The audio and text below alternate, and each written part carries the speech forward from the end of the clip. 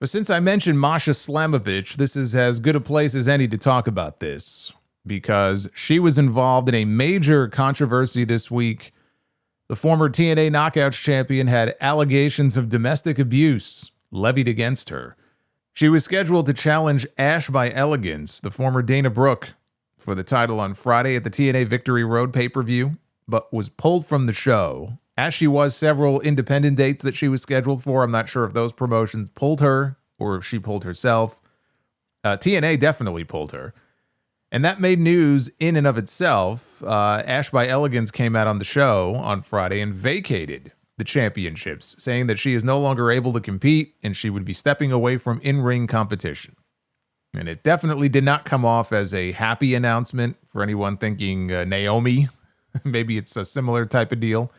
It didn't come off that way. Hopefully it's nothing too serious, but it was serious enough that she gave a speech and she vacated the title. So instead, they held a battle royal with the final two women, Kalani Jordan of NXT and Li Ying Lee, the former Xia Li, moving on to a singles match later in the show to crown a new champion, which ended up being Kalani Jordan. Another TNA title claimed by a WWE talent. But I heard it was a really good match. I did see the spot circulating online, the botch, where Jordan came off the apron with what looked to be a Rana that maybe she was going for on the floor, and Lee just dropped her hard with what ended up being a powerbomb. And then she just popped right back up and no-sold it because that wasn't the planned spot. This is how they're teaching these wrestlers.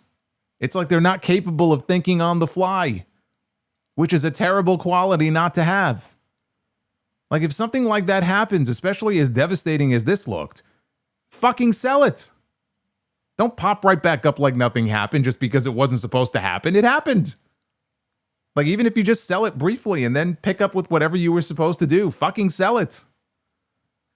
But anyway, Masha wasn't there. And it started on Tuesday with her ranking number 25 on the PWI 500 list. After which came a flood of allegations and photos and text messages on social media after a friend of her ex-boyfriend, who's also a wrestler named Akira. He has performed for MLW and GCW and CMLL, among other promotions. His friend called out Slamovich for allegedly abusing Akira physically and mentally over the course of their relationship. And those allegations included a link to a Dropbox with over 100 screenshots of texts, alleged texts between the two. They haven't been authenticated, but there's no reason to believe that they're fake. That feature Slamovich admitting in these messages to hitting Akira, alleging demands for money, and what could really just be described as emotional abuse. And the social media posts also featured photos of cuts and bruises on Akira's face and wrists. The texts range from 2022 to earlier this year. As a result of this, Masha is now under internal investigation by TNA. The promotion told Sports Illustrated on Tuesday, "We take any allegations like this very seriously and have begun an internal investigation." WWE sources also told Fightful Select that any plans of using her for their TNA invasion angle would be paused if there were any plans.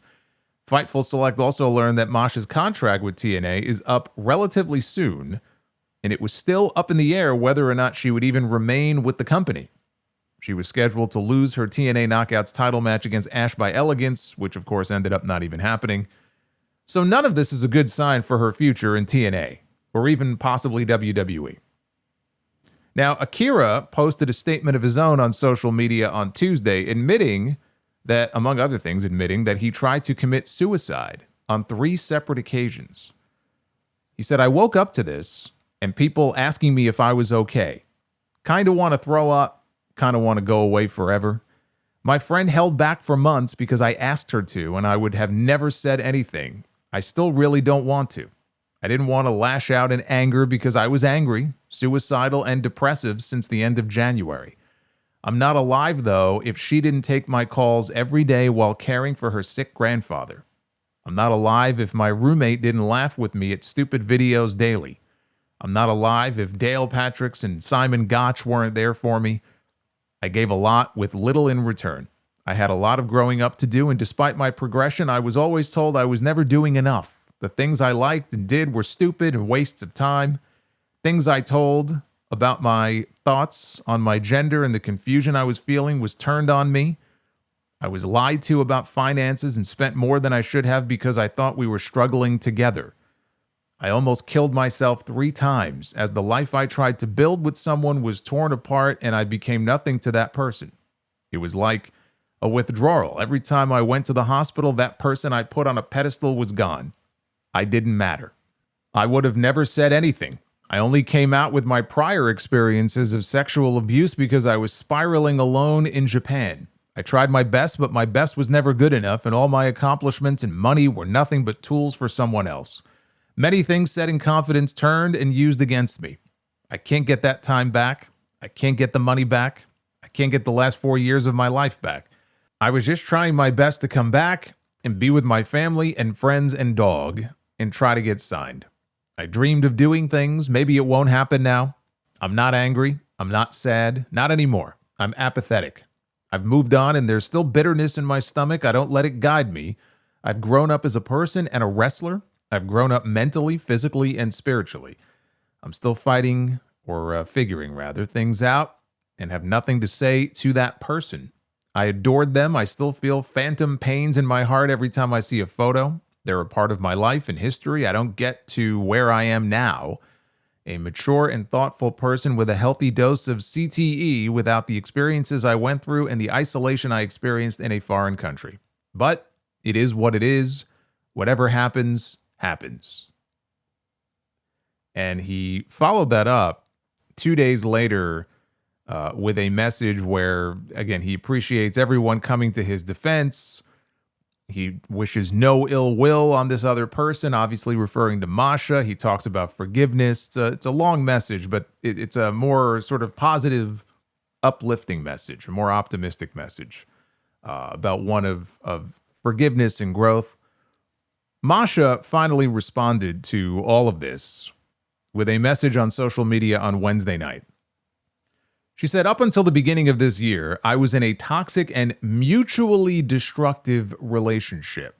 We hurt each other deeply and in private moments failed to treat each other with the consideration and respect that we both deserve.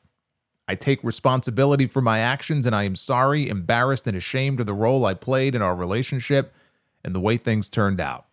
In the time since, I have sought help to reflect on this time and deal with conflict in more mature, healthier, and sustainable ways. I apologize to those that I let down, including my former partner. I hope he is able to heal. This will be my only statement on the matter." So she did apologize and claim to take responsibility for her actions. She didn't deny any of the photos or screenshots that were posted were anything but genuine. But it is interesting how she goes out of her way in that opening sentence to make it known that it was a mutually destructive relationship. That's certainly a choice. It's one that really angered their former roommate who posted this, and then we'll move on. "I'm awake, thought about a response, typed one out last night, deleted it. I realized the only thing I truly need to say is that it wasn't mutual. And if I wanted to, I would post what videos I have of their fights that would go hours on end, waking me up anytime from midnight to 3 a.m., where it would be hours on hours of her screaming at him, repeating herself over and over. The time she would physically assault him to immediately asking why he wouldn't just put his hands up or try and stop her. I had talk after talk after talk with both of them that they needed to break up with each other. And for as much as Akira would simply respond that he loved her and thought that they could work through it together, she was on the opposite spectrum, believing her actions were justified and actually needed to help turn Akira into whatever image suited her fancy that month. If it wasn't his gear, it was his body shape. If it wasn't his body shape, it was his moveset. If it wasn't the moves, it was the companies he worked for. If it wasn't the companies he worked for, then it was the matches that he was taking on. If I ever spoke up about anything, I was threatened physically, told that I would be put in the hospital or fucking killed. My first year there I actually told them I needed to leave and go home to take care of my mom. Her health started deteriorating worse in 2023, and I tried to bring this up. Akira wanted me to stay because that's my best friend and brother, and we made a promise to each other. Masha's only reason for wanting me to stay was because she didn't want to have to pay more for rent. and who was going to take care of the dog and cook for us. And then would also guilt trip me about staying, reminding me how she had helped me out with rent months prior. She cares only about herself, and the longer I stayed there, the more I realized it, but because I thought I was with people who wanted to help me achieve my dreams, I looked the other way and let a lot of shit slide. But nothing about that situation was mutual. I have no real regrets over my place in that situation. I probably prevented more shit from happening than whatever did. If anything, I'll regret losing friends for saying anything because I'm sure it will happen. So this is just one giant mess, is what this is. And there's enough there to where I think it'll be a while before we see Masha back out there wrestling again. Her best move right now would be to lay low and do some soul searching, because it wasn't even her ex who came out with this. It was other people that she angered enough to where they just couldn't hold it in any longer. They could not hold their tongues any longer. And it just goes to show you, domestic abuse, it goes both ways. Because I saw a lot of comments this week about, this is different than what you usually hear about, and this is unusual.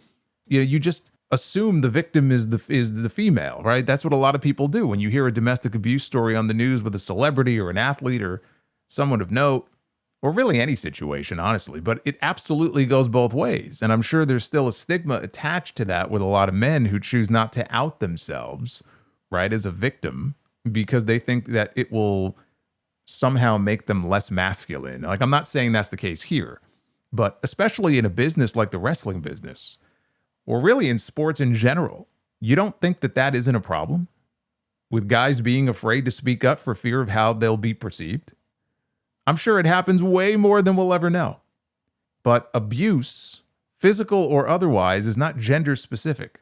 It is very much gender neutral. And no matter who you are, it's not right.